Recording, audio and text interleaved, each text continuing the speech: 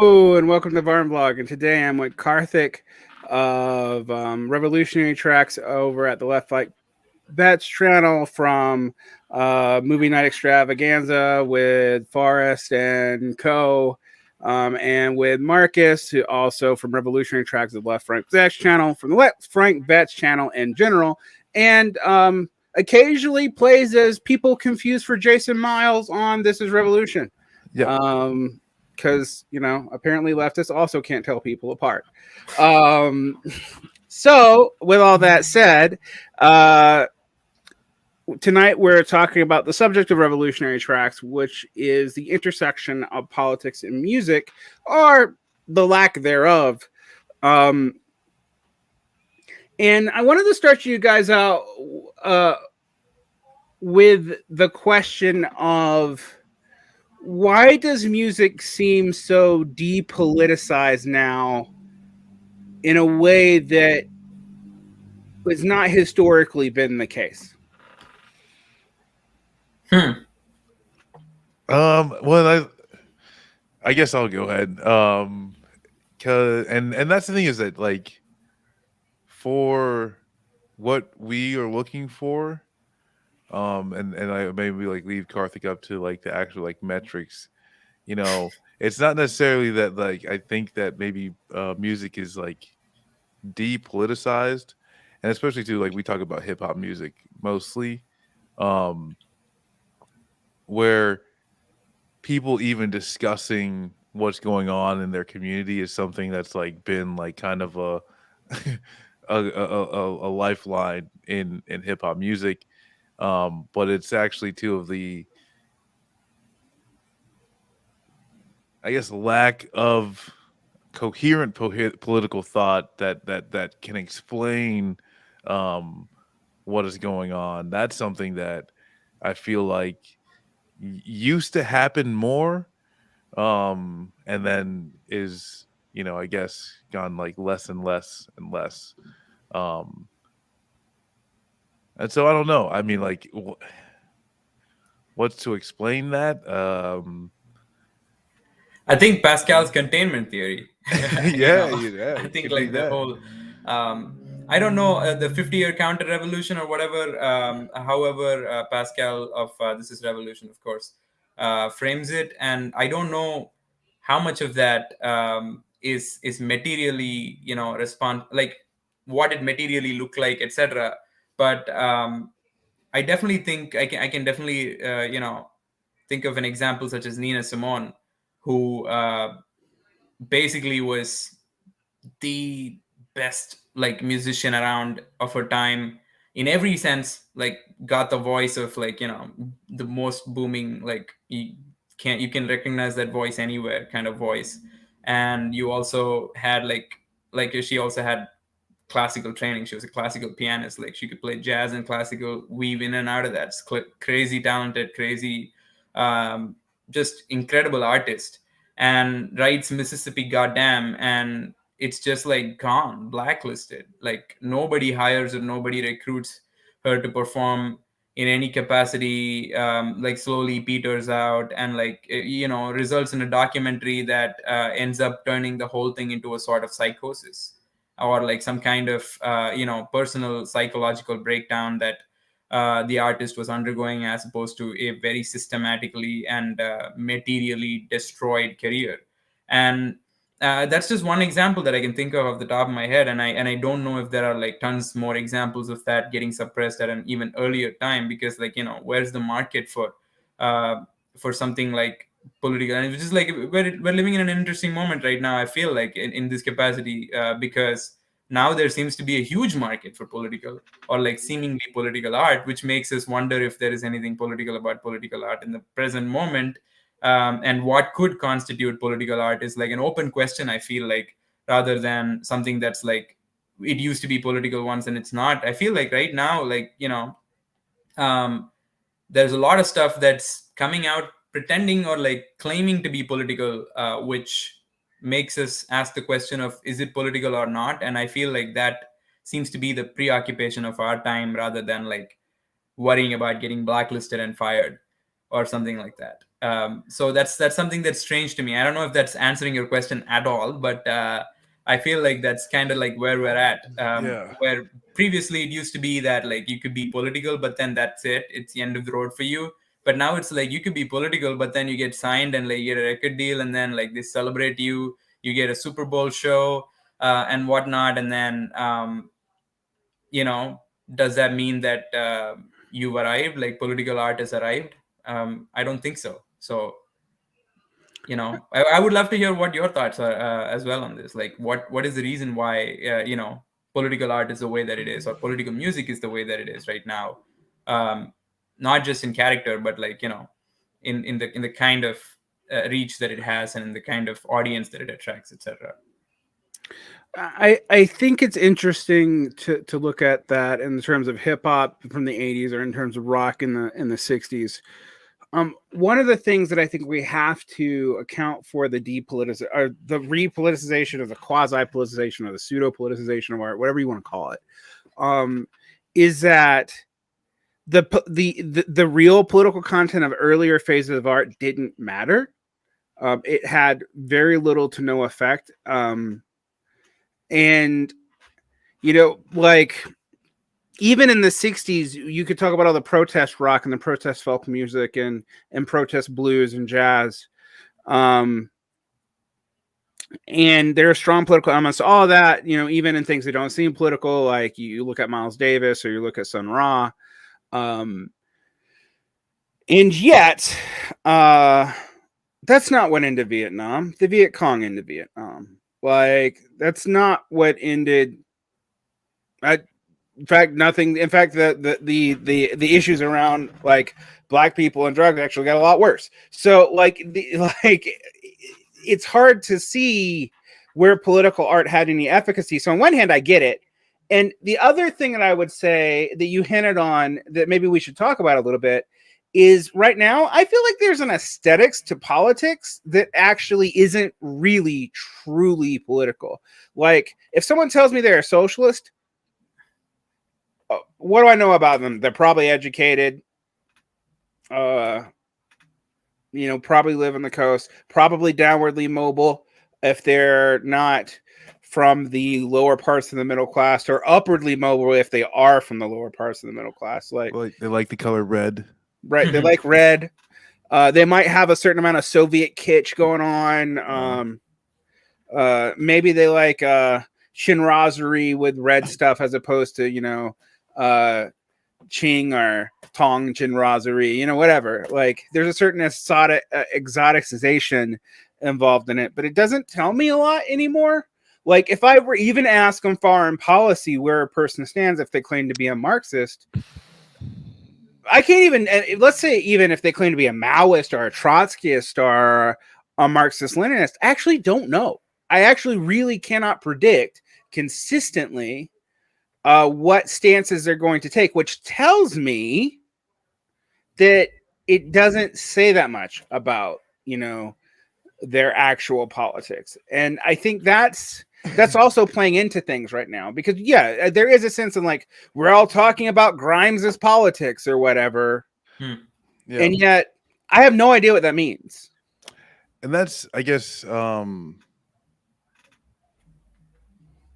I get, honestly, I mean, like, even just talking from the standpoint of what like Karthik and I try and do is find artists who do seem to have some sort of good politics that we can readily identify through a myriad of ways. You know, one is like, what's the actual like art that they have made, but then also too is like, is there an identifiable action that they have in their lives that is toward any type of like good movement that, you know, and so this is where too, yeah, it does. You're not like, and even still, it's like you can listen to a lot of the songs, you know, and we get into the like very nitty gritty of like what these people are saying, and try and bring them out into like real world context, and like where this person even got these ideas and stuff like that. And that's where we sometimes are ended up finding out that like, oh hey, you know, Patrice Lumumba inspired me to speak about this, or the Sandinistas inspired me to talk about that, which, you know, yeah, there's just, you know, there's just something that kind of even comes out. So it's, you know, like it's difficult to even like, I don't know, put a finger on it. I guess that's the whole point of the project is to see if we can. And it doesn't ever sound like just, oh, hey, this is a different fucking version. I'm sorry if you don't like cursing on your channel. I don't care. Uh It has an explicit tag, so you're okay. All right, cool. This is a different version of, you know, the Soviet anthem, you know, but it's got super high-tech DJ space lasers. You know, we're actually trying to find something good, you know, like that can speak to a greater movement. And yeah, I think for the most part we've been able to find artists that tie into that, but are they you know, and like you said, like, you know, like they're never going to fit into any of these boxes that, you know, the epic online lefties want everybody to be. Like, you have to be this, you know, just, you know, like 2 parts tanky, 3 parts Trotskyist, you know, 1 part MLM, you know, like who knows. I feel like the kind of the industry standard is that, like, they either, if you're, let's say you're a political artist, you're an artist end of the day, right? Like, and you're selling something and you're bringing a product to the table. And I feel like the industry has 2 approaches to it. One, they either like cut you out completely and you don't get any chances, you don't get any opportunities, or they have an opening for, like, you know, endorsing capital through the art that you're making. And I would probably classify like the whole, I mean, Grimes would easily fall under this category. Like somebody who's like a lucrative product, like they can sell you any number of times, etc. And that's kind of like something that I think is like the 2 categories in which like political art seems to fall under in the present day. Either something that is just so you know, it's so openly and clearly political that they wouldn't even touch it, or it's something that can be stripped and sanitized and like totally depoliticized and put into the forefront and like be presented as some sort of radical political kind of message. And that's kind of why, like, we're actually speaking of the metrics, like the first thing that we come to, especially for anything that is political, is the message, right? Like, it's the statement, it's the form, it's whatever, it's the art itself, and what revolutionary optimism or imagination it brings to the table. And lately I'm kind of very wary and weary of even that material, because I find that, like, it's not exactly, especially as we said, like, Jamie Dimon puts, you know, the pride flag on his whatnot every year, and like he kneels for the anthem and all of that. So there is like a very clear appetite for especially among hedge funds to invest in, you know, like these kind of lefty messages, and in these kind of circumstances, I find that the message alone or the form alone or the creative content alone doesn't do the trick. There are, however, certain topics that you can get into. For example, the moment somebody said something about Palestine, that's it, you know. And like there was a full page ad on the front page, and like I don't even know these people like for their music, but like suddenly I'm now a fan of Dua Lipa. No, I'm just kidding. But like that was on the front page of the newspaper, saying that they are like huge enemies, and like enemies of the state of Israel, and like anti-Semites and whatnot. Yeah, like with Roger Waters and this, that, and the other too. Like these occasionally a boomer musician will show back up because they actually you know, did a BDS. And yeah, that does seem to be a touch. As a side note, it doesn't affect publishing as much, the whole BDS thing, but I can tell you that I've had now multiple people ask me to tone down comments on Israel in a private podcast, and they usually also won't speak about it on live air. So, and I don't say that to sound conspiratorial, but I always used to hear that, and I'd be like, not really, you know. Does that really happen at our level? Like, if you're a major like Ivy League professor, sure, but you know, but yeah, it actually does, and people are super concerned about it, particularly if they're up for tenure review, are there publishing in the New York Times, or whatever. And there are other issues like that. I mean, I'm more ambivalent about this one, but if you criticize like China's actions in Hong Kong right now, it actually can get pretty well censored because China's a major investor in a lot of this stuff. Our Chinese investors are major investors in a lot of this stuff.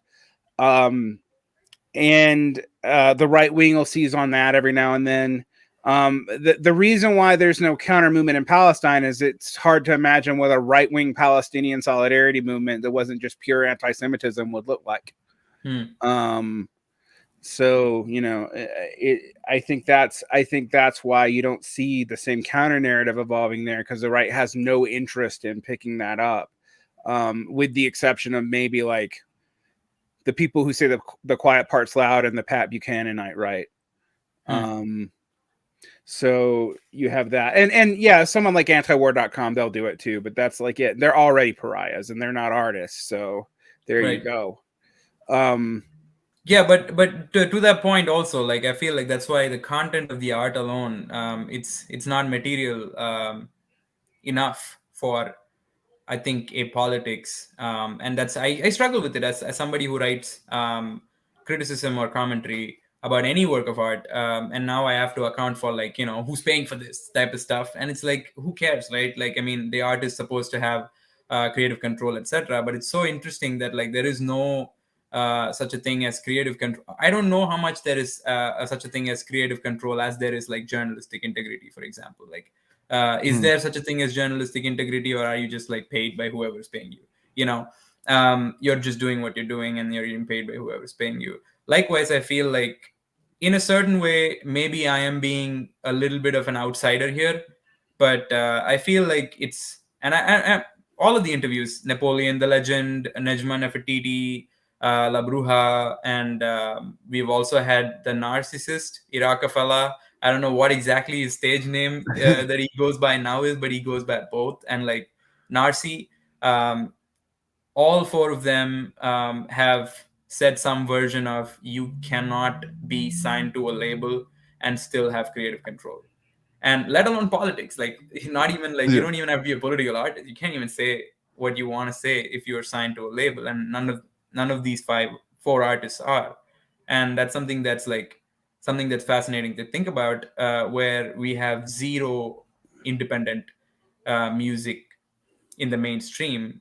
I would even say like I don't even think that there is any legit independent music in the mainstream, and yet like that's the only way it seems like you could be political, and yet there's nobody. So that makes me wonder what even the political artists, who are they being political for? Are they like really subverting anything, or are they just like rallying up people who already listen to them, motivating them, etc., kind of preaching to the choir in a way, but in a revolutionary sense, like seemingly keeping people optimistic about like the possibility that something could change, which kind of seems very like fatalistic and sad in its way. It's like, oh my god, we have to stay optimistic, otherwise what's the point? Like the planet is burning and whatnot. That type of stuff is what I feel is coming out of like political art in this sense. And that's why I think like the second part, which I would like to hear how you would incorporate also, is how would you account for the fact that like, okay, number one, you're unsigned, and the second is like you should kind of at some level be redistributive in the way that you approach like capital itself. And if not for that, if not for that kind of organizational structure, then you kind of risk the possibility that you're not doing anything subversive or political at all. Yeah, I always think about that in terms of Rage Against the Machine, right? Like I was into Rage Against the Machine in my teens, and there are a whole lot of like black political radicals that I got off the back of one album that I read, and yet, I learned about Leon Peltier and Mamour Abdul-Jamal and a lot about the Panthers from the reading list on and pictures on Rage Against the Machine albums, right? At the same time, did that really change anything? Did I, it led to one of my weird awakenings as a teenager. Like I talked about this once. I naive, working class white teen, went into an even more working class black neighborhood trying to get people to care about Mumia Abdul Jamal. And at age 15 and being laughed at and and being told that was sweet, stupid white kid. And the funniest thing was like, yeah, he probably did it over and over again, and I was just like, okay, whatever. It was a moment of like political realization at like 15 and 16 years old. But I also know where I ended up too. Like I went to the battle for Seattle. I was disillusioned by that because of it seemingly like it was so cultural in its approach to things until the Black Bloc events happened. And then that also had it like I don't want to be condemning or mystifying about that. That has its own, particular problems in the context of Seattle. And I left that being exposed to a whole lot of right wingers and for 5-6 years becoming kind of a weird paleo conservative. So like, did any of this have any sticking point? Yeah, I was exposed to these radical ideas, but like I was too young to understand them. In a very real sense, I was not organically connected to them. Even though I grew up, in a pretty mixed race area of the suburbs of Macon, Georgia. And when I say suburbs, I don't really mean suburbs. We were like exurbs. And I can say that what actually affected my politics in the long run was, more is probably Brown and Williamson closing. So the art probably didn't matter that much. It's hard to say though, because I was exposed to a whole lot of stuff that would come back into my life later, in that young age in high school because of zine culture, because of music albums and stuff like that. But it's hard to imagine even a System of the Down, whose politics was a little bit more obtuse, even if it was anti war on terror. It's hard to imagine a Rage Against the Machine. Zach De La Rocca sort of disappeared during the aughts. Like, after the Dixie Chicks got canceled, what's going to happen to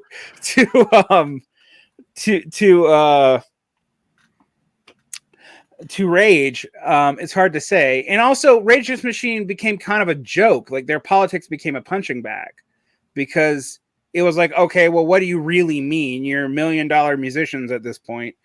And if you look like Tom Morello, who really cares about the stuff now, he's basically a Democrat. Like, so where did it all go? It's really hard to say. When it comes to politics now, there's a lot of stuff that I think is political, but it can almost never approach it directly. And even that, I'm talking about stuff from like 10, 15 years ago, like listening to like Labor Days by A$AP Rock or something like that. Like that's a very political album, but you can listen to that album like 4 times and not know it. Like, which that's something that like we kind of try and get to is like, or it's hopefully find something within the music that actually does the extra turn on like the process, right? Of like of the extra turn on like this understanding of what's actually happening.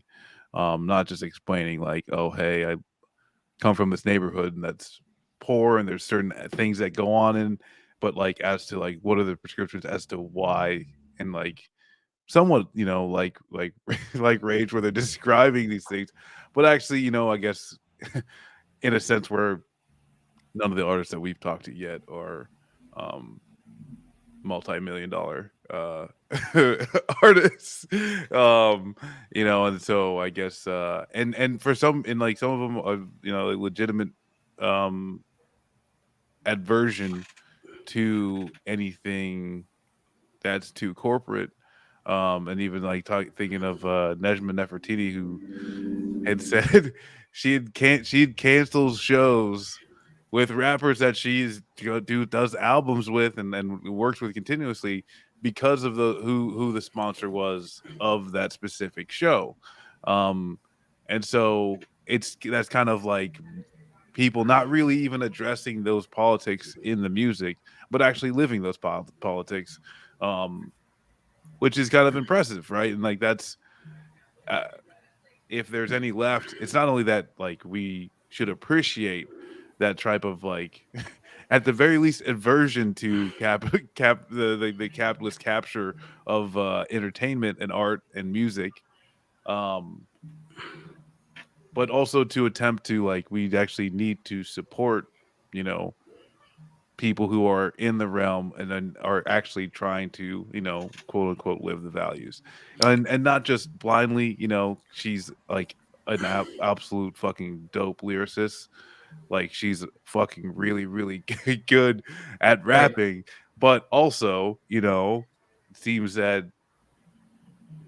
just who she is as a person is someone who's more inclined with, you know, what a, you know, socialist or, you know, leftist would believe. And so What's really fascinating is that like this seems to be a recurring trend, like right from I guess like Paul Robeson onward, that you're kind of expected to walk away, like certain comedians nowadays like stake their entire claim based on.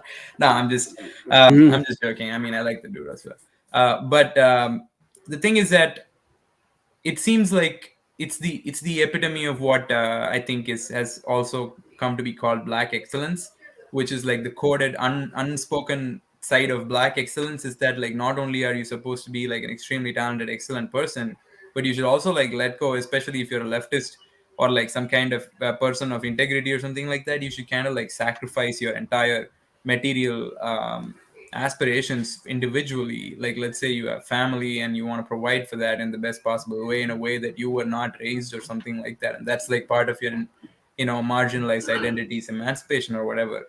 That is not allowed an opportunity by a radical politics, because like and the capital is clearly aware of that, because they basically dangle that in front of every excellent artist, and every excellent artist takes the bait, which is what is both frustrating and also fascinating about this game, right?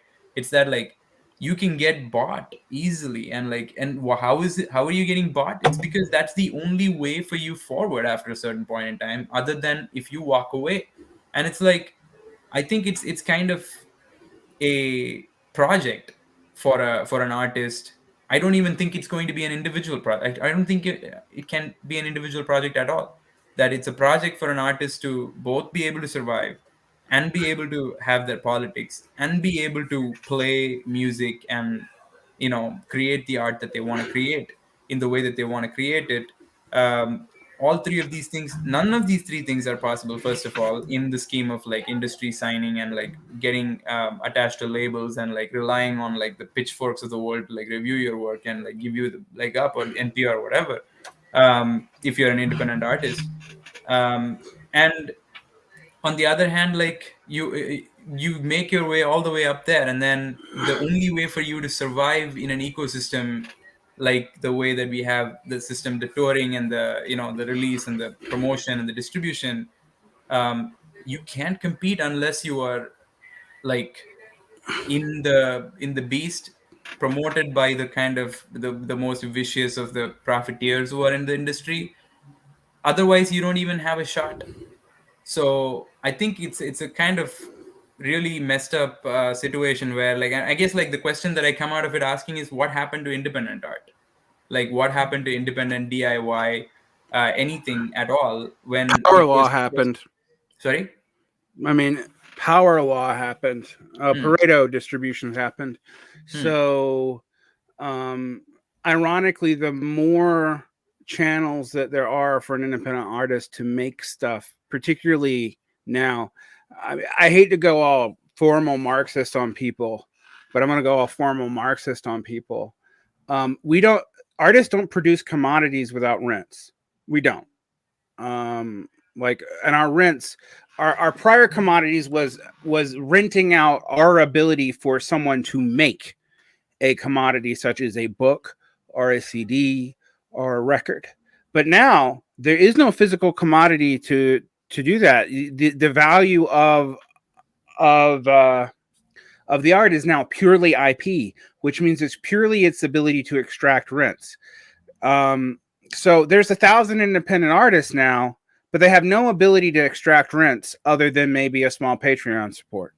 And so Right. they might be able to like tour their local area, but the way power law then works, if you have these media outlets where everyone's competing for eyes with more and more content uh, with no other controllers of factor but word of mouth, the first people into the game have a disproportionate advantage. And so that's going to, of course, be all the people who are traditionally backed. And then people who have a lot of cred came in early on. I mean, you even see this in like podcast networks and stuff. Like, and it also matters. It's not just maybe necessarily earliest, it's the people who are there at a specific time. And so that's part of what happened in the art. There's no commodity for people to build off of. There's also like we quit caring about selling out because it seemed like such a joke not to.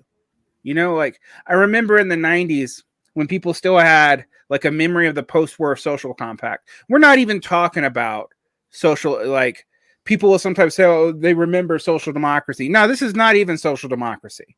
This is just basic post-war social compact stuff. Like working class families could support a whole family off of one income, etc.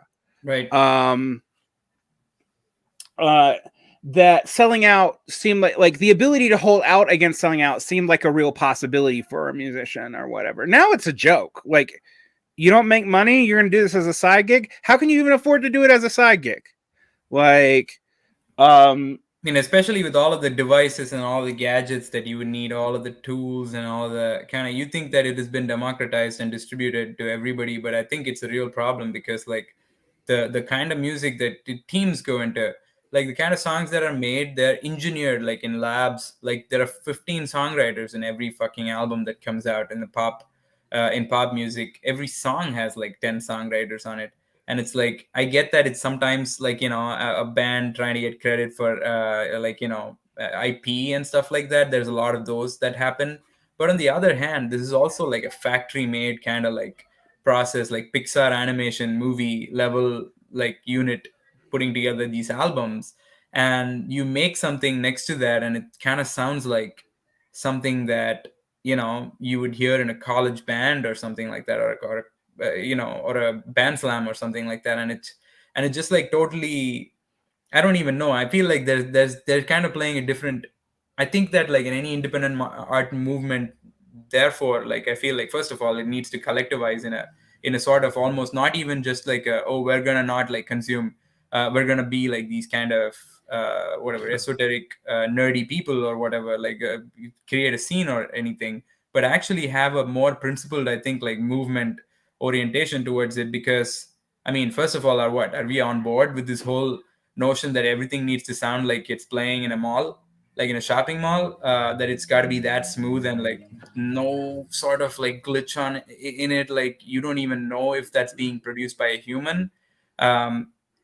Then I think like you look at all of these artists who are aspiring to reach that level, and nearly everyone, including the political artists, have to sound like that in order for them to even be like sound reasonable or professional next to that. And I think that's like a pretty serious. And on the other hand, look at this craziness, right? Like look at New Yorker cartoons and stuff.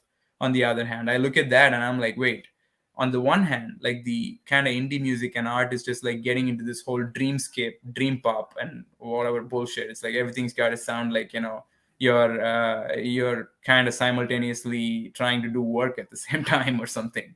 But on the other hand, like all of this music is also kind of like, I think it's just like being uh beaten, like the humanity gets beaten out of it. I feel like it's almost like you're trying to sound more and more like you're a machine. And I think like the two go hand in hand. No, I mean, I feel like there is no humanity in the music in a way. or even like the music that is being produced by a human needs to reach this level of like seeming smoothness and fine texture that's not going to be there if it is homemade or like made by someone who's like a mom and pop musician, so to say, in this level. But like that's not really something that's I think I don't know if you can make revolutionary art that doesn't have the feel of something that was home cooked and just like handed Yeah, out like it at a potluck or something. I don't know. I mean, there's a lot of people who are going to say like crust punk still exists, and there's still folk music, and folk music still has its radical traditions, and this, that, and the other, and that's all true. But it's also hyper niche, and it is no way connected to anything mass at all. And to pretend that that becomes anything other than a lifestyle at that point is kind of fundamentally dishonest. You can engage in that if you wish, but you're actually actively disengaging from mass society, or you're coming into it from a stroke of luck and an organic, authentic experience, right? But the problem with organic, authentic experiences is if you're not there, you're not there. Like, It's not replicable. Yeah, it's not replicable. And so like I have come onto these things, and you've seen this stuff in real life, and you've seen music come at protests and something. Although I'm gonna ask a side note, a lot of music I've seen at protests has been both terrible, and I would not want it to lead to any politics. But that's just me being bitchy. But just No, point that I mean, out there. Like, there's merit to that point. I definitely no more drum circles. As a person who like, actually okay, loves but drum on the other circles, hand, like but why not though? Why? And on Well, the other hand, I it think makes me because no one fucking pops on drum circle music. Because like that's the thing is like there's no contact to like a mass amount of people who connect to that type of Marcus, Megan Thee Stallion is gonna make a drum circle song tomorrow, and it's going to be Billboard #1. And that's what I mean right now. Like it's we're waiting for them to do it. I But like think that's where though it's like I I don't. But there's also like a ritual performativeness to a lot of art at protests that is totally like protest ritual that we all do. That like feels hokey. I mean, like I'm gonna like say like a lot of the chants I have chanted at protest, I've just rolled my eyes as I did it because I'm like, this slogan is stupid. It's not even true. Like, this is not what democracy looks like, you dipshits. Like, democracy is a mess and we'll probably kill each other. Like, it's stuff like that it might have had an organic moment, and like, yeah, and it's one of these things though where I worry about the whole looking for the organic, authentic, autistic experience too, because that becomes a commodity in itself, right? And that becomes an extremely elite commodity in itself. Actually, you think about Burning Man, just case in point, like. Yeah. As like the ultimate organic experience, what happens to it? It becomes colonized by rich elite assholes who like dominate it, and the only people can afford it. So that's the thing. Like my question is always this: like Judas and the Black Messiah, that movie could have been made by somebody who's not in that space, who's not a production company, I mean, of course, maybe it could not have been made in the sense that like nobody could have probably put the resources together. But if you had the treatment that they give the same shit that they kind of like celebrate with their like completely anesthetized political messages, but if you were to do a radical version of it that sounded exactly like that, in terms of character, in terms of just the quality of production I'm talking about, not like in terms of the content or anything, I don't think they would be able to tell the difference. As in by they I mean like the popular audiences. Like I feel like you could, and I think that's the reason why like anything like the K dramas and the K-pop and all of this stuff is just like beating the shit out of everyone in Hollywood, because I feel like they just found that out. Like they just realized that like you can say what you want to say in this format and everybody's gonna buy it. And I feel like they are able to invest in it because they have like this budget or resource or whatever. and like they have like these companies that are kind of like angling from the point of view of an economic boom for the country and whatnot, and they have an agenda right there, and they're able to like do this from the point of view of like production very so in a sophisticated fashion. If you just like even ignore the message, right, like for a second, don't even think about the message, because who cares? Like there's all sorts of shit on Netflix, there's all sorts of shit on any of these streaming platforms, and I feel like there's an opportunity for anything that can get made to be put there, because who's gonna deny it, I feel like. So maybe I'm being a little bit naive in this respect, but I do feel like there's that angle that I come from, which is that like you can literally make something new that sounds kind of like anything, something that you've heard before, but which you can kind of present to the the audience in this completely with a completely new message, and the audience will not be able to tell the difference, I feel like.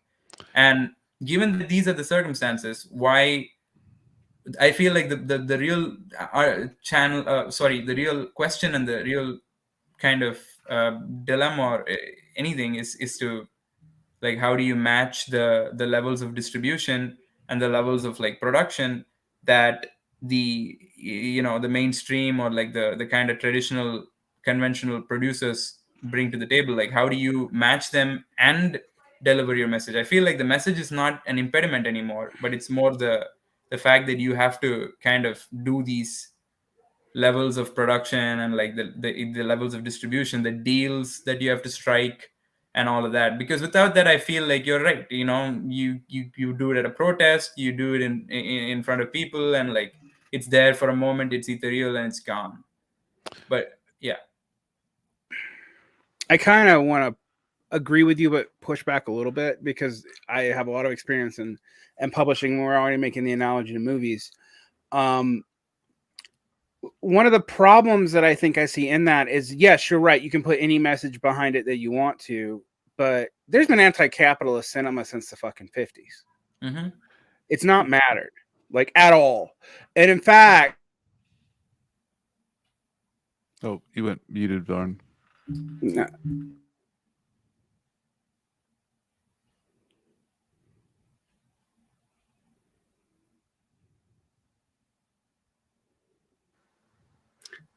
Hello. Good. All right. In some ways, one of the problems that I think we'd have is that the way it is presented in itself is radicalizing. Like Bong Joon-ho can make 1,000 communist allegories in sci-fi. It's not gonna really matter. And I mean, like, and I say this because we also forget Squid Games probably couldn't be shown on Korean TV. Actually, like it can be shown on Korean Netflix, and I think it clearly is, but like it's too violent for Korean TV. It wouldn't pass its own censorship board. It's got to, it could be construed as anti-communist. It was on Korean TV, but you know what they've realized is the content doesn't matter. That's like this dark innovation of K-drama is like, I think they've realized it for movies because, like I said, but there's a ton of communist sympathetic South Korean directors. That they're not sympathetic to the North exactly, but they are communist sympathetic. Bong Joon-ho is the biggest one. And what's really picked up on in South Korea when I was there was that they were nationalist directors. And that's how it was framed, that they were anti-imperialism for the sake of South Korean nationalism against both the US and whoever else. And that's an acceptable message. And conversely, if it's foreign cinema, it's also fairly safe.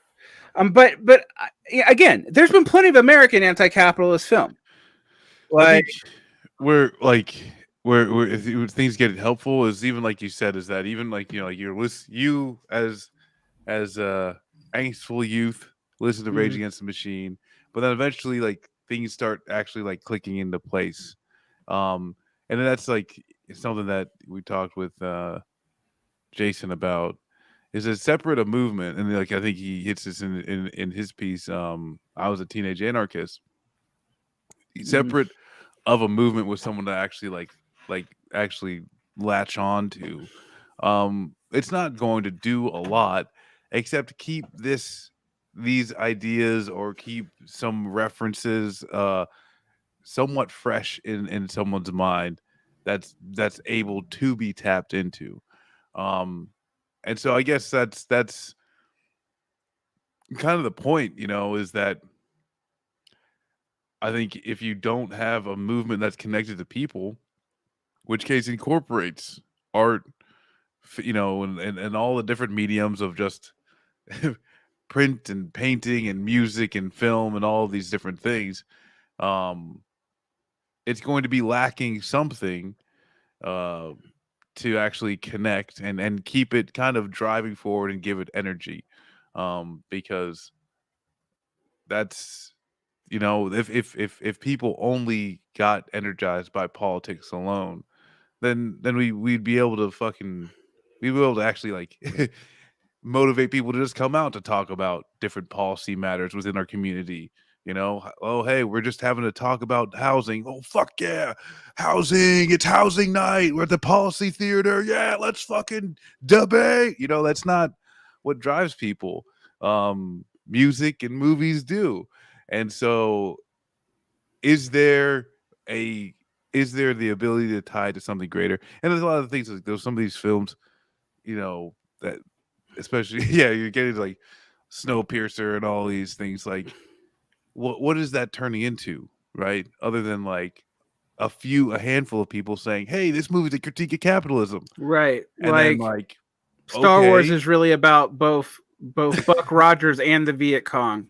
So like, great, yeah, who fantastic, cares? yeah, right. Like it does. Like, what does that matter? But if there is something greater, and like if I could, dream up something, it's where all of these things are incorporated together, which is something that like used to be done, like more often.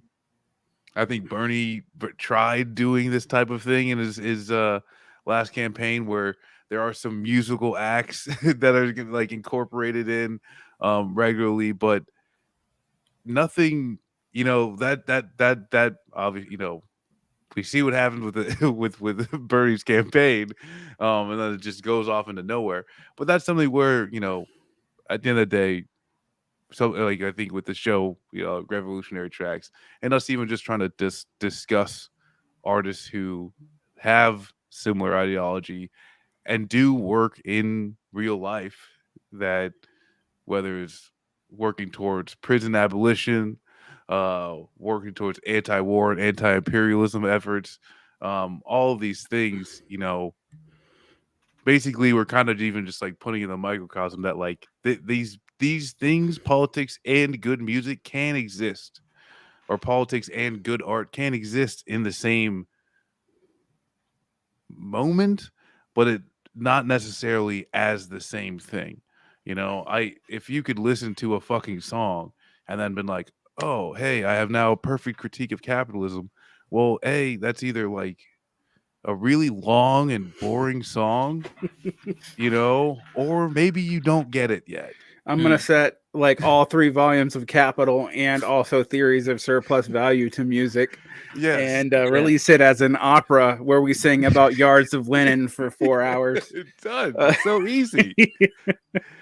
And that's, I guess, where we got to just be real about it. We're human beings and we like a good bop, but also this can be utilized to further what we do want to do and do want to actually like do with people's lives, but it's never going to be it. You're never going to be able to like, man, if someone could just make the right fucking twerk song about this and people shaking the ass to season the means, like that'd be great, but that's just never going to happen. Yeah, and I feel like the reason I brought up the South Korea example was that like they were able to find an agenda that is able to kind of sustain itself like it's an industry, right? Except that that's kind of like basically their Hollywood exporting itself in a kind of way, or it's actually those movies are deliberately made for export to Hollywood in a lot of ways. Okay. Like it's not like Bong Joon-ho is a nationalist film maker, but increasingly, particularly from Snowpiercer forward, his movies are aimed at an international audience. And actually, it's interesting that Parasite was the one that broke, because that's the one that is probably the most Korean of his recent stretch of films. But this is true for a lot of Korean filmmakers. And it was also true, I mean, when we had this same phenomenon happen with Japan at the end of the 90s, it was also true there. Our for a little while, where I thought we were going to have like a Chinese movie renaissance, when like from this time period between Crouching Tiger, Hidden Dragon to Hero. Right. That was 2 years, man. Yeah, it wasn't very long. I was like, oh, it's over. Matt Damon comes back 10 years later in some Great Wall movie, financed by China, actually, not, and it's all over. I think The Last Samurai is to blame, really. But to like tie it back to music, one thing I think is interesting about music, just another asymmetrical.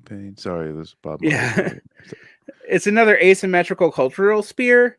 Like, it's like I can find American music all over the world. I can find K-pop. Although the one thing we have to remember about K-pop and J-pop is that it's also calibrated to sell at an international audience that is used to Euro and American pop. Like, it doesn't actually have that many Korean influences in it.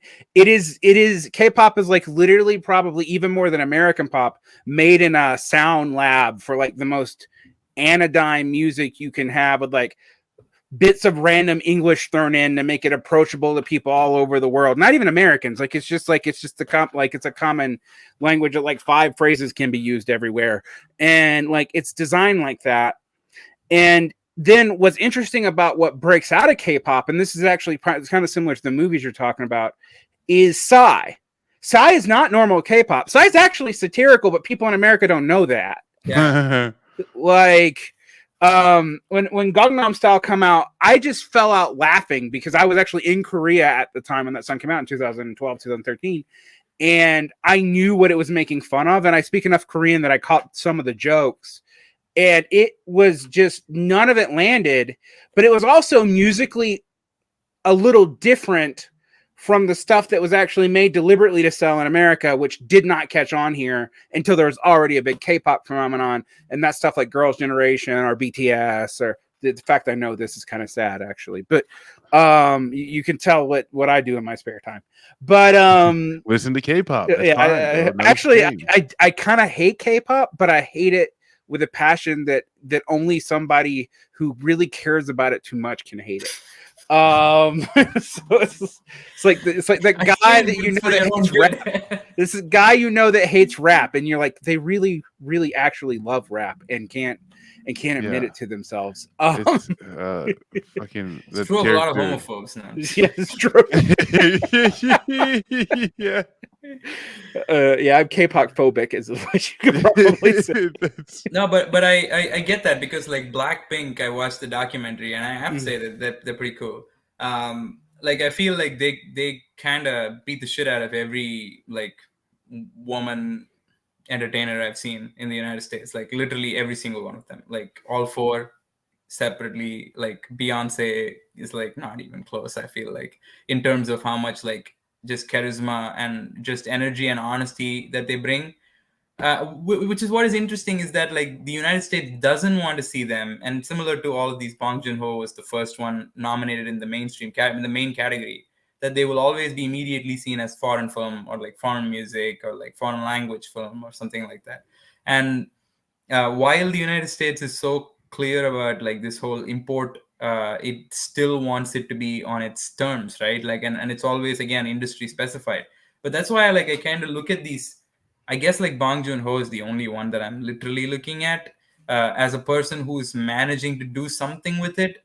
And I feel like, why is that not an opening more so, especially in music? I mean, like, you look at the kind of productions that these people put up, man. Like, I mean, Megan Thee Stallion does this thing on SNL, and immediately the next day you have like a ton of conversation on whether that was actually subversive, political, or not. Then in that case, why not actually make the alternative and not listen to that bullshit anymore? And it's like, it's easier said than done. And I guess like all that remains to be done is like, so what is a way? I guess like 2 things. One, how can you first of all, make this and get it across to as many people as like Megan Thee Stallion. I'm saying her name a lot. I've never listened to even one song first. I just listened to the SNL thing. I think I just saw the SNL thing. But like the first example that comes to mind, because that was the BLM thing, Tamika Mallory was invited and stuff like that. And when like, you know, that sort of stuff gets like rightly called out for being gentrified and all that, why not like make the non-gentrified version of it? I guess the challenge is like, how do you make it reach that many people? And second, how do you sustain that industry after that? Because Bong Joon-ho is not an independent filmmaker in like the conventional sense. He is very, like you said, heavily financed by like a lot of really even corporate forces in South Korea. So with that kind of backing, he's able to have like a little bit of artistic license that he's able to exploit and skillfully use in a certain kind of way. I don't know what the version of that is not attached to the ages of like a wealthy enough like country that wants to invest in such a product, and with an agenda to be popular in like in a very, even in a shallow way. Like it's kind of crazy the kind of popularity that K industries crave, which is almost like tragic. Like it's actually, Squid Game is kind of almost self-referential. I feel like it's actually talking about its own industry, I think, in a kind of way which they don't really want to, I think. I mean, I don't know. I feel like I when I see the Squid Game dances and the, you know, the kind of games that they play, I feel like that's also some of the hoops that the K artists themselves jump through. So maybe there's something to that. But on the other hand, yeah, like, I think you're more right than a lot of Westerners know. And if you actually look at the production criterion of a K-pop, it's fucking brutal. And it involves kids being kind of groomed for it from like age 10 up. I mean, we do it. We do it in the West too. That's what the Disney, Mickey Mouse Club was for. Yeah. That's what Disney was for. But it's more brutal and more transparently brutal in South Korea. Right. And the question I feel is like, yeah, without that, let's say you get that out of the way. No more child labor, no more child anything, please. Nobody below a certain cutoff age or whatever. And I mean, nobody below 18, of course. Yeah. And on the other hand, the crazy thing, I think, is the fact that like, how do you make this industry sustain itself? Like other than with some kind of nationalism. And I find that, I don't know, I mean, if socialists really care about like their kind of, you know, bona fides or how you say it, then maybe they shouldn't be too content with listening to and like, you know, tuning into the kind of stuff that's being produced by Hollywood, and Right. really take a stand against that. And by pop music, yeah. I mean, I am kind of tired of the Jacobin piece. This movie was great, but it would be better if it was socialist or actually. Like, it's just like, okay, we can talk about the progressiveness or not of Game of Thrones or Marvel movies or whatever wants to make me bash my head into the wall at any given moment in time. And I say this is the person who actually likes J.R.R. Martin. But still, it's like, this is not what we should be doing, is trying to just take a mass commercial product, be like, but really it would be awesome, but just if we pink it up a bit, you know, like we can put some dye in there and maybe a couple of red stars and some flags, you know, and a Bernie ad at the end, and it'd be all okay. And I just think that no, we should be producing our own art and we should be supporting our own artists. And I also think that should not be the primary thing we do. It's just part of the general, like, I think about this a lot, and we talk about like former mass cultural political moments, but like the SPD in Germany and they had social clubs to keep, like, they actually did deliberately support and encourage a working class culture that included art and artists. That had a back end negative effect sometimes because it became a patron of arts and artists and it became a career path, and that had its own problems. All right. So I don't want to not acknowledge that, but we don't have any of that. Like, we don't have, like, you know, we have a commentariat that sells books to convince you that Marvel movies are probably secretly socialist somehow or something. Right. Which is what is insane to me. Like, I still can't believe we're on Marvel. Like, I mean, I thought that the Avengers are all dead now, and it's like, man, I was kind of waiting for that to happen. I haven't seen a single Marvel movie after what?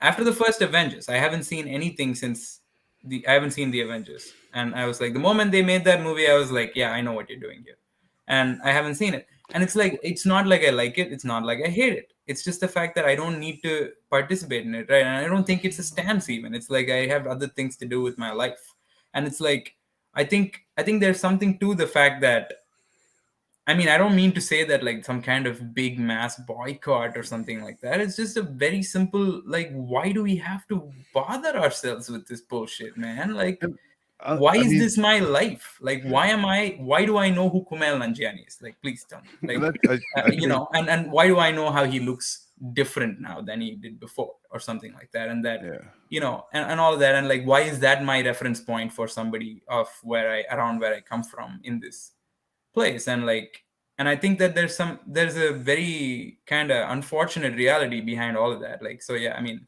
Marcus, not cut you Well, off. and I was just gonna say, it's like, I think that's like, not to, like, I guess we keep, circling back to why we do, or why we wanted to do revolutionary tracks.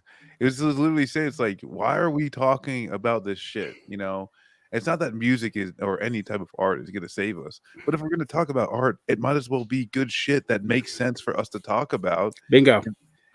It's not any of these Marvel movies. It's not the fucking Chappelle fucking stand up.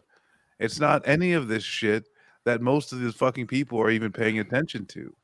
It's things made by working class people that are actually good shit that feed into our ideology. That, like, hey, if we actually continue this thing, it's just going to be better for all of us. And like, maybe this leads to, in like, actual some physical spaces that can start cultivating an opportunity for people to do poetry or paint or get into the myriad types of music and start getting over these humps, especially the monetary humps. Like, I was able to I played in the band when I was going through school, but it was like some rent a saxophone that was all dinged up.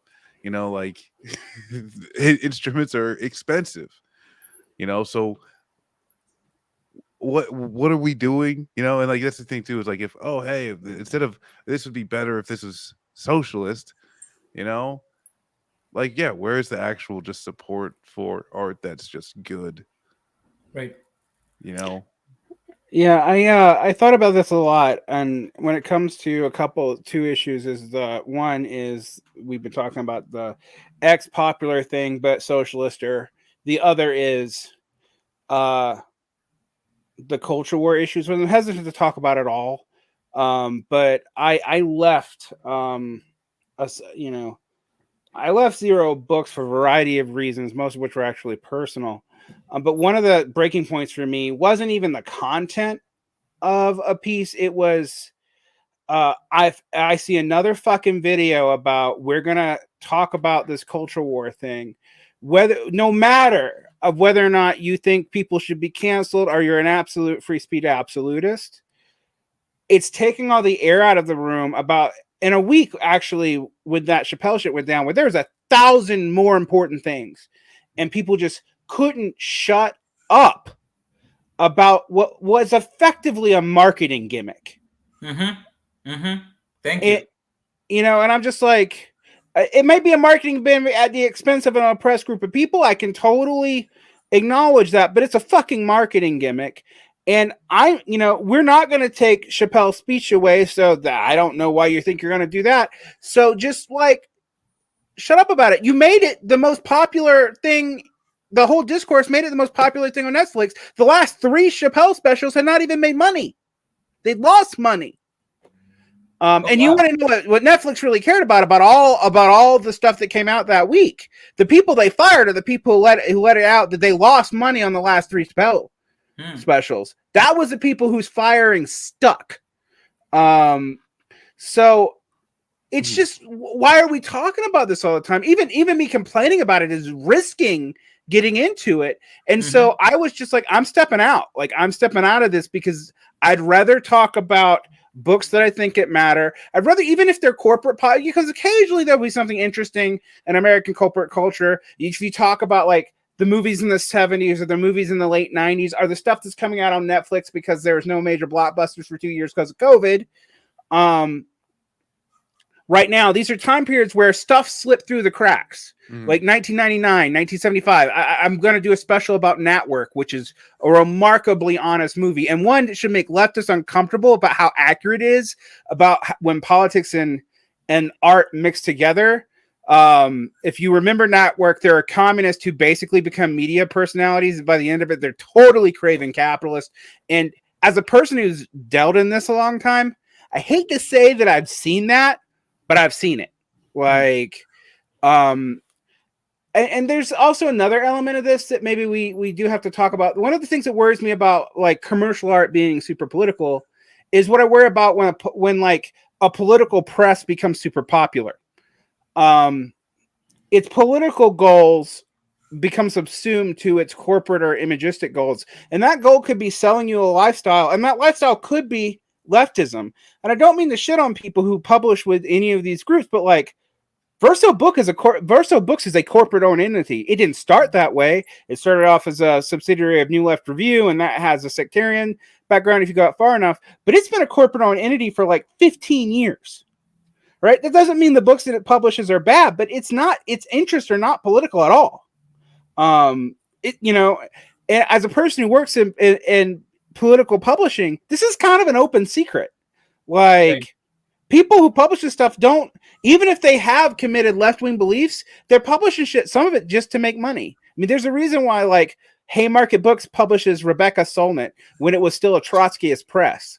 Like, it wasn't because Rebecca Solnit is, like, secretly a member of the ISO. Well, this is something, though, like... Rebecca Solnit is the person who explains... mansplain person, right? Right, yeah. There's...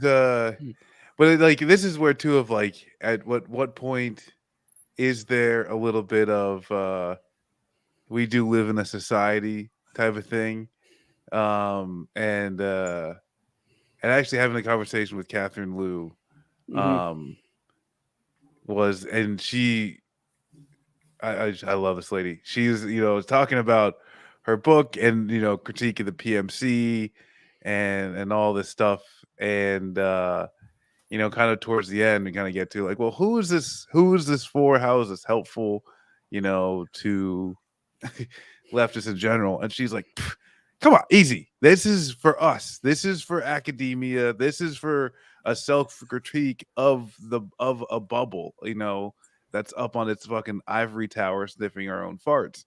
Mm-hmm. And that type of honesty is like fantastic.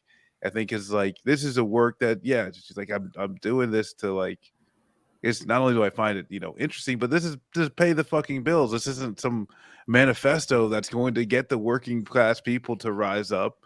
And so I think there's a level of honesty that comes with people's work, because, and that's it's like, you could know a commie that's an insurance salesman. You know why they're insurance salesman, and it's not because they're a commie.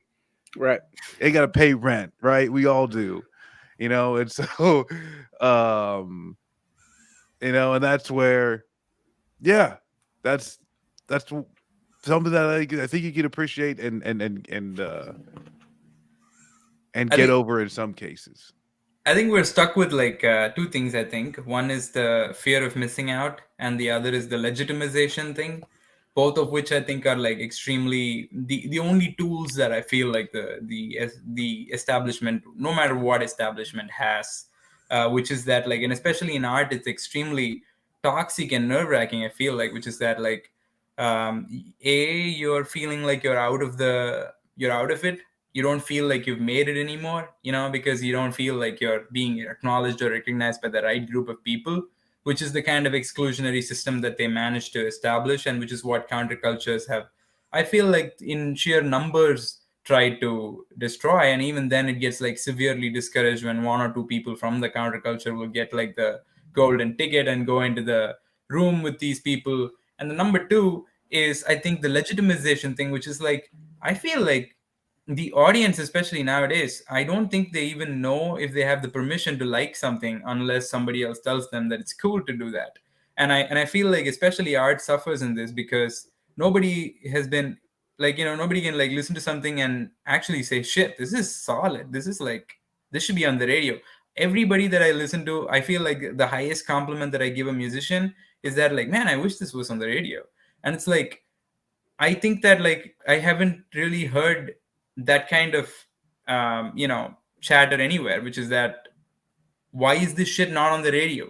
You know, and if we have an attitude where we can legitimize the stuff that we listen to, that we stumble upon, that like suddenly we come across something on Twitter and it's not by a blue check, or it's not by somebody who's like already got 2,500 likes or whatever, and happens to sound good, does the average person feel compelled to I mean, click is a different story, which is like, I guess like we can get into clickbait and not whatnot, but like, is the average person even feeling compelled to like it, in the sense, not even physically like it, but just in their own head? Like, how much have we been taken over by these people saying that this is how it's got to sound, this is the kind of way that it's got to say the message, and like, if not for that, it's not good.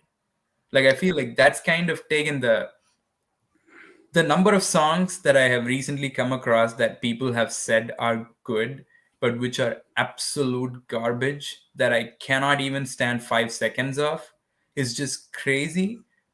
And I can't believe the number of people who can just easily get behind any of those songs and say, yeah, that's a great song. That's like just one of the best songs that's out right now, or something like that. And it's like, what are you saying? Yeah, particularly when sometimes I can even technically explain why it's horribly lazy, or, but yeah, popularity breeds popularity, unfortunately or fortunately. I mean, like, that is something I think the socialist movement kind of has never reckoned with. There are Isn't a that a couple problem things. though? I mean, like, especially if you're thinking about it, because I feel like, and Marcus and I were having this conversation earlier about like Rob Rousseau, whom I got introduced through a piece that Marcus shared, like that I didn't realize that he had played for a very like emerging a band that was about to go places and stuff like that. And one of the things that we kind of had a nice both sides like argument on was the fact that I said that, man, he seems to have had some tough luck. And he said, Marcus said that he seems to have been lucky, which is that he saw a little bit of stardom and he retained himself. And I was like, wow, that's not something that you can say in any capitalist like industry. Like, you can't retain yourself, you can't preserve yourself.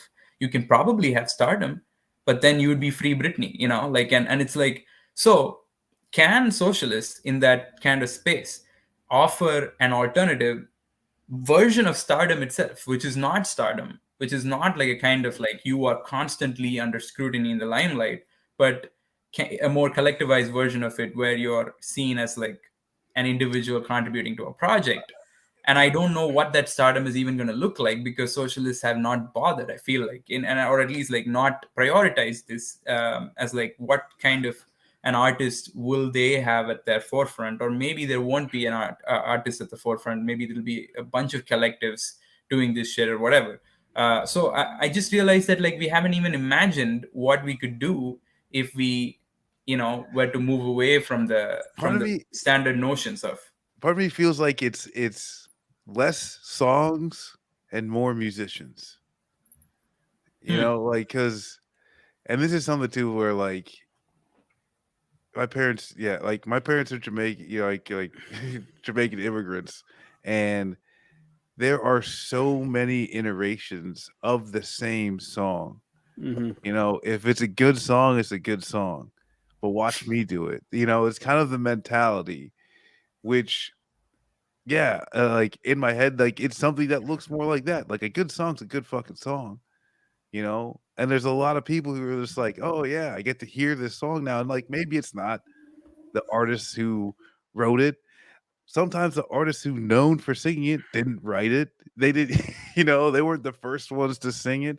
And I mean, hell, like even with like sampling, and just like in some cases, like it's frustrating for me to hear like, oh hey, there's some song from like R&B song from the early 2000s that now some artist now is like just taking a little part of it, sampling it, and there are people who are like there's young people who have no frame of reference with the original song. But at the end of the day, like a good music's good music. And I think if it was less commodified, you'd have a less pressure to make something that's new or whatever. Someone could just plainly sit back and say, "Yeah, this is my favorite song, but you haven't heard me sing this yet." But So yeah, folk standards and reggae and blues standards, covers. cover. I mean, the idea, the singer songwriter authenticity thing. As a poet, I like it, but as a person who consumes music, I think has a lot of inherent limitations, and it's kind of. I actually do think it's kind of unique to trying to force authenticity into a rent-seeking model, frankly. Whereas, like, I mean, what is reggae but sampling kind of over and over and over again the same stuff? And like, I say this because I love reggae for about 2 minutes and then I can't listen to it anymore because I do know it. But that doesn't make it any less interesting to me. And there's tons of stuff like that. Ska, which I love, another Jamaican art form that I actually like because I like its beat structure a little better. yeah. It's about like 3 things, and when I was learning to play drums, I would be like, oh my god, this is the most boring shit. When I was learning, because I really didn't play ska, I grew up in the right time where white dudes wanted to play white dude ska.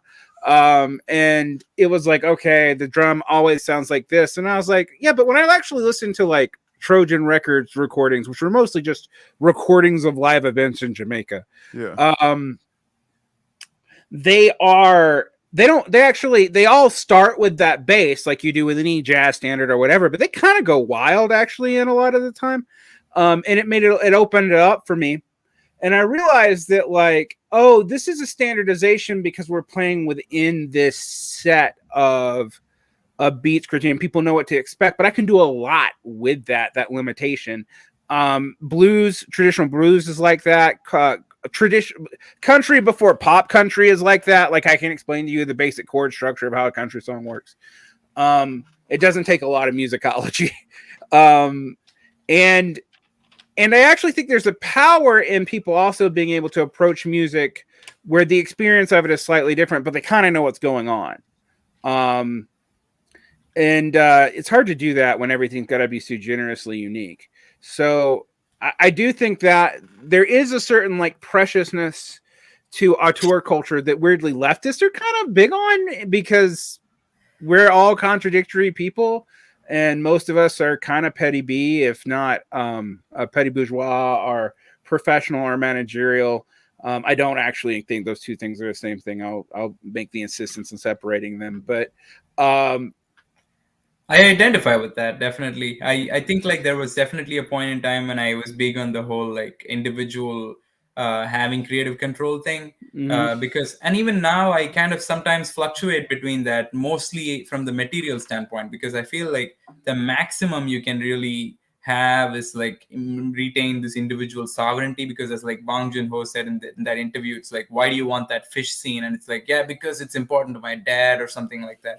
Seems like Capital also like bows to this whole thing, because Capital sees eye to eye with this whole, oh, you want to do it, okay, sure, yeah, if you want to do it, then sure, but if you want to do it for a cause, then fuck you, it's like, right. I think there's something to the whole like individual author thing, like why I feel like a person like Kubrick, and I don't know if I say if he's Kubrick and I'm saying his name wrong, Stanley Kubrick, and like more recently, I suppose, filmmakers such as Paul Thomas Anderson, or like even Sofia Coppola. I don't know how much Sofia Coppola, but like not because of her gender, but more because of her connections, that she's Francis Ford Coppola's daughter.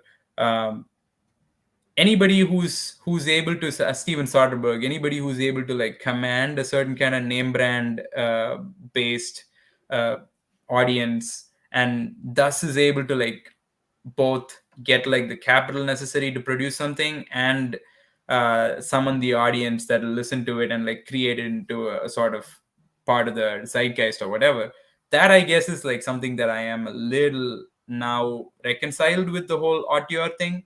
But on the other hand, yeah, I think like the whole cover culture is something that I've thought of for a long time, and it's like most of these artists don't have good songs anyway. Like I feel like if really any of these so-called wanting to support Bernie artists really wanted to contribute, I feel like it'd be pretty incredible if they just covered some songs from the past and like brought them back or something like that. And I'm very surprised that they haven't done that. And I'm almost sure that it's probably because of some kind of IP shit that has been like, you can't touch this song, you can't touch that song or whatever. And they wouldn't even, maybe that's why the new shit the new songs keep coming up. And it's like, probably because you can't touch any of the old songs, and probably because they're all proprietary, belonging to anybody but the artist, literally. So maybe there's something to that as well. Like maybe we need to crack the intellectual property code open before we decide to be revolutionary about music at an individual level. Like I don't know what that looks like, I don't know what that even involves, but I know that that's a serious problem, right? It means making music not profitable in a capitalist society is what it means. I mean, and that is actually kind of your point, right? Because if we actually look at like music, and I mean music, not musicians here, like when I came on your show, I told you how unless you're the most famous, like Maya Angelou, for example, when she was alive, could get $80,000 advances. She was the most highly paid poet in the country at one point. But most poets don't make money off books. They don't make money off of their online readings if they do them. They sure as hell don't make money off journals. In fact, journals increasingly charge poets to even read their material. Mm-hmm. What they make money off of, if they make it at all, is the access they get as a professional poet, and then their performance fees where they sell their book that goes directly into their own coffers, and any advance they get for that, which is not often a lot, but if it's a university, it might be up to $500 a grand. But then they may only be able to do 5 in a year. So I also know artists work a lot like that now, particularly in the age of Spotify and stuff. You can get like 30 cents like 30% of a penny every time it's played or something like. So the money you're going to make from Spotify is going to be like, for most people, maybe $100-$200 a year. And so they're solely dependent on their live performances and whatnot to survive, even if they have record deals, frankly. I mean, but I feel like the deals come with the live performance money comes with the deals, I think. Like because the access increases, your ability to promote your venue increases, your ability to actually command more, the door price increases, et cetera, et cetera, et cetera. So it's a feedback loop where you're doing this thing that's not profitable to you so that you can get access to this other thing that's not profitable to you. So you can eventually get access to the thing that is profitable for you, but is actually not important to most people's experience of what they think your product is. Which is a weird thing. And I could go into art. I know people are going to be weirded out. Art is why I believe in labor theory of value. Like seriously, I'm not kidding. And it's not because of the labor put into the art. It has to do with like commodities and commodity advances and the way art works purely on rent, and you can't make it work any other way. It makes no profits otherwise. And it's one of the reasons why I believe in LBT and labor theory of value, and everybody else thinks I'm kind of nutty when I say that, but it's a proof positive of it, because if it was subjective theory of value, a lot of these problems wouldn't exist in music. So we've been talking about the political content of art, but we also have to acknowledge that unless we establish and support, and it's hard to ask people, because basically what we're asking for is not only do you need to do mutual aid for everyone you know, but you also need to do mutual aid for artists that support the culture and make you feel good. And we got to do it. And those artists need to contribute to the culture like in a real way. Otherwise, they're moochers, and we can't have that. Right. So Like, it's a big ask, actually. It's like, So I guess like this is a good time for Marcus to like kind of let the cat out of the bag a little bit, because I feel like I kind of want to just like say it like this, which is, okay, there is already an ecosystem that really cares about participating in mutual aid or aid of any sort, like, or that actually wants to support, right? That feels like this is the way, that this is praxis for a lot of people, that like just the idea of donating money, the idea of just picking out the right thing to donate money to is kind of like praxis. Because of that, is there like a kind of an opening to kind of channel that? I mean, if artists I mean, like Trump said to the African American community, it's like, what do you got to lose type of thing. It's like, what do artists really have to lose if they're not making any money anyway? If there any other way, if you can just like then channel your art as a sort of medium. And I kind of am really interested in hearing what you have to say about this in terms of labor theory of value. If you can make a collective project that can entirely donate its proceeds to aid, and have that be the scope of the art, and like it's not just you might as well just give them money, or you could get a record and give them money. And I wonder if like there is any kind of merit to this kind of like model where you're not buying the product, but you're kind of getting merch for your donation. And if artists can be okay with that as the way by which their art gets distributed. That's tough. I mean, the merch support. I mean, the problem is like anything that we're going to do here is going to like we have to admit that artists' relationship to a consuming public that's not somewhat voluntary and supported as a dependency on that public, which also has its own limitations and problems, is going to be a petty bourgeois or a rentier relationship. It just is. And those are separate things. I mean, they are. People who command rents actually don't really own the means of their own production. What they have is a right to monopolize who has access to it. So, and that's the difference between shows and music as you purchase, because shows are necessarily ephemeral and you're really getting paid for your labor in that moment. And honestly, that is kind of a I don't even know what that relation doesn't actually make a lot of sense in Marxist terms. It's one that exists. But it's not one that would have been deemed like lumpen or anything like that. But it's actually not one that there's a clear category for, because it's kind of petite bourgeois, but not really. And that you're not making a commodity that anyone can buy. You're selling an experience, and it's kind of a limited experience, and it is totally subjectively valued. So in that sense, it's kind of its own thing, but it's really hard to do that. Like, there's a reason why in the beginning of Capital, almost all fields, including education, will run that way. Like, you would literally pay, like, I'm going to pay what I want to a professor that day.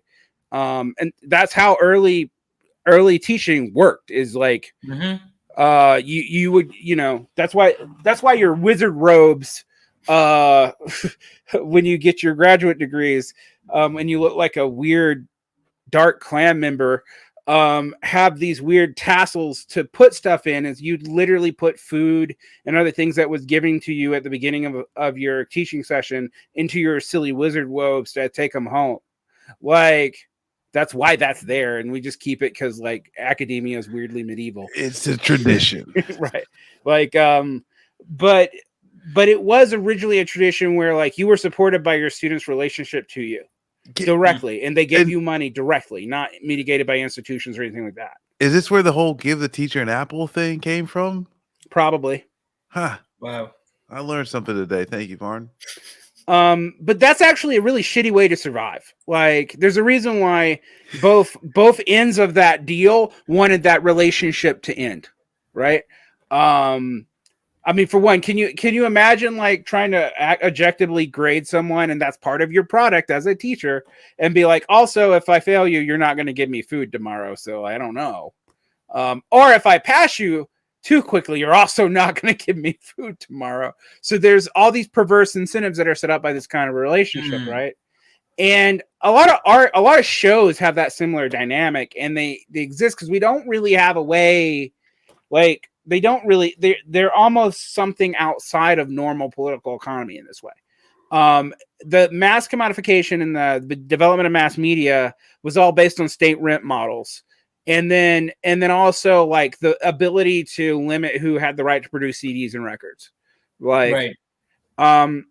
So how would we support these people? We'd have to actively support them either by, we're getting merch, so they're doing something, or you have to have a social expectation of these people. And this does kind of get into the tensions around like Soviet artists and why like Soviet artists were censored. It's because it also seemed like, well, if you're allowed to be an artist because of your immense talent and society is going to support you, you have to do something for that. And that can be politically quite negative, and it can be politically quite positive. It really depends on the context. But from the standpoint of the way it's structured, it's essentially the same. And so we also would have to control for the kind of social power that develops around stuff like this and this, that, and the other. So I just think it's one of those things where I do get in that Marxist dirty habit of being like, well, we can do certain things now, but a whole lot of what you want, we can't even really talk about until like we get rid of a whole lot of current capitalist relations, which always feels like a cop out, but it's also kind of true. Yeah. So, I think, Patreon is a return to that relationship, by the way. Like that's what I was saying. Yeah, that's. I mean, like I'm not reinventing the wheel here. Even from I'm not even going back to the medieval times. Like definitely not the restaurant, but like definitely talking about the Patreon model and like the streaming model where the kind of the value seems to be that an individual talks to you for a little while, and I think that's brilliant. And yet, like at the same time, I wonder if there could be an expansion to that, like or even like AOC's like hoodie or something, where like all of the hoodies money is going to go into the re-election campaign or whatever, or like some kind of community endowment and whatnot. I mean, I think there's some amount of, like, I don't know. I don't want to get into the merits of that. I feel like that entered into a whole negative territory, but I want to just like take the idea of that and be like, okay, what if that instead of a hoodie it was a music album? And what if instead of paying for that for purchase, you are actually donating and you are gifted a music album? And like you can talk about the kind of, I mean, it's not really a gift and it's not really a donation. It's technically a purchase and all of that. But I feel like those two things are still kind of both being like serving, like you said, like their own roles in political economy, where somebody feels totally gratified just dumping their cash into something that they hope is a good thing.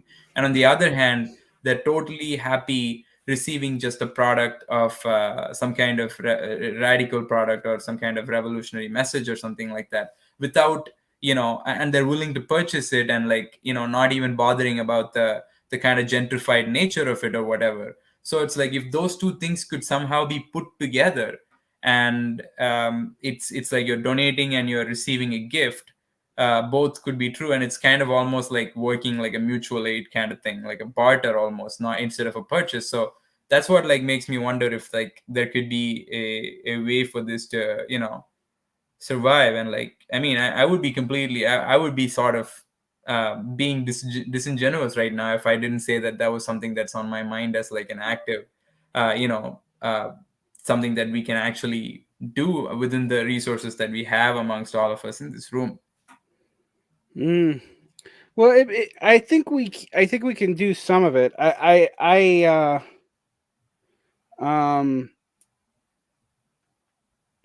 am a little bit I don't know.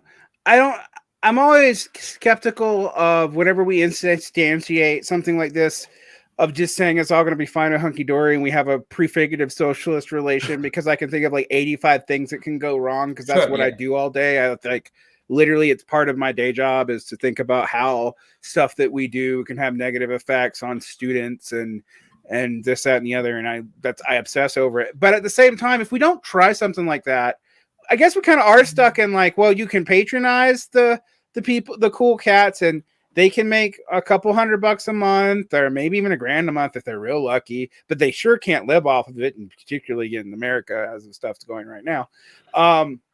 And maybe if we start convincing people to do this in developing countries with good internet, where purchasing power is stronger or something, maybe. But but on the other hand, like climbing the charts thing, like it's like here's where I think the whole South Korean model like kind of appeals to me. It's like not just make anything, like make something that's a hit.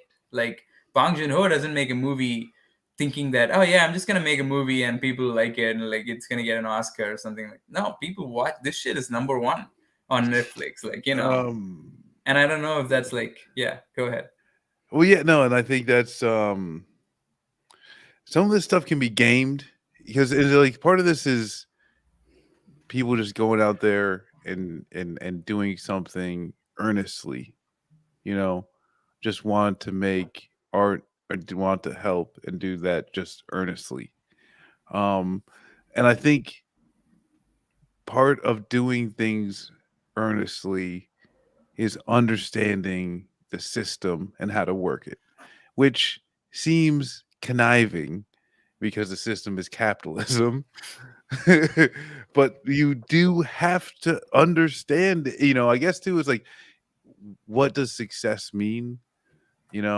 And maybe not making a whole lot of money, but maybe in spreading a message. And this is where like you've got a Let's Go Brandon song, or at least you've got different songs, Let's Go Brandon songs competing for the #1 on iTunes. Well, it only takes a few thousand buys on iTunes to get to the top of the charts now, because iTunes is kind of like a dead thing, but it's still reported on as if it is a thing that's actually got a keen eye to the market. Some of this is just gaming the game, but at the end of the day, I think, yeah, like we got to try, in some of these cases, we do have to just try something new, because while the system is still what it is, there are different tools and everything that are getting invented every day. And are there as many loopholes for, a leftist to capitalize on in the system? No, right? The venture capitalist, they're going to have more loopholes. But there's still spaces, where, we're going to be able to utilize and take advantage of to spread a message, hopefully. But yeah, at the end of the day, maybe we're just spreading some good music that's not as shitty as the music that most people listen to is right now. And there's redistributive intent. Like I feel like that's something that's very hard to come by. Like I mean, in all of these specials that like people talk about canceling and all of that, my mind almost always, and a lot of like these kind of cancellations based on like statements or like in the art itself, as opposed to something that the artist did outside, which is tantamount to misbehavior and all of that. But just like because of the statements themselves, the kind of things that happen in terms of cancellation, maybe you could say something else. I don't know. I feel like, is there an opportunity for saying something that is like, I don't know, not being like the going for the lowest common denominator or like the low hanging fruit, but actually try to say something that can, I guess like Marcus kind of went there, which is that like, will you be allowed to say the exact same thing then? Which is I guess that's the question. Like, can we actually make the radical statement sound like a pop song? And what is the benefit of that? What is the non-benefit of that? I think we don't even have to debate that. If you just like donate the money that comes from it to something that is actually a radical cause, then how do we how do we kind of like ensure that is the kind of like thing that we're going at, which is we want to look at artists who not only make the radical statements, or like, you know, want to promote radical politics, but kind of give the money away. I feel like that's something maybe you can do as an art critic, expressing that, but like, I guess like that doesn't make us art critics then. Right. I mean, it's I don't consider myself an art critic really, but I do think we need like this is a good place to stop. But it is a major thing to think about. Is like, how would you alter the political economy of supporting artists within the leftist framework if they actually made the art? Also, how, in lieu of doing that, how can you game the system? And the system is particularly gameable right now. I do want to say that, like, gaming algorithms, gaming platforms. For example, like Netflix is probably closing down its field of horizons for a lot of things internally, but Tubi, even though it's owned by Fox, I think it's owned by Fox Disney or something. You can game that right now. Similarly with music, you can game certain platforms. Yeah, iTunes is like a fading platform, but it's because it takes Variety and all the poll people and Billboard forever to update how they figure out something. I mean, like, for them to count YouTube plays into stuff took them about a decade. So, you know, you need a whole lot of infrastructure for a lot of this stuff to matter more. But yeah, I mean, that's what you need to start thinking about. I would also say none of this can happen by itself and of its own accord. I mean, like, there are all kinds of institutions. People are going to automatically say party, but I'm actually going to say you're not even there yet. That you need to build for this stuff to start happening. And unfortunately, I see this as a person who's doing it right now. It's way easier to start a media project than it is to build a social movement. So that may be the note we end off on today. People should check out your show. What night is it normally on the Left Flank Bet stream? So it is kind of just a loose internet series or interview series on the internet. So you can find it on the Twitch. Yes, we do, you know, like upload the, you know, like a finished produced version of the interviews on our YouTube channel, which is like Left Flank Vets on YouTube. We are going to be on with Rob Rousseau on Monday. Karthik kind of teased out, you know, where we're going with that, but he he was like, you know, with this like what pop punk band that like they were like this close to like stardom. You know, they'd already been on the international tour. So we're gonna be talking with him at 10 on Monday. But you can go to the YouTube channel and find interviews with La Bruja, Narcy, Napoleon the Legend, and Nesmond Nefertiti. Yeah, and more to come. More and more to come. Oh, and you muted him. Also, you can find me almost every day streaming with my other co-hosts from Left Flank Vets, some other leftist veterans. We stream almost every day, twitch.tv/Left Flank Vets, starting around 2 or 3 in the afternoon. Oh, he's still muted, so I'm going to keep plugging.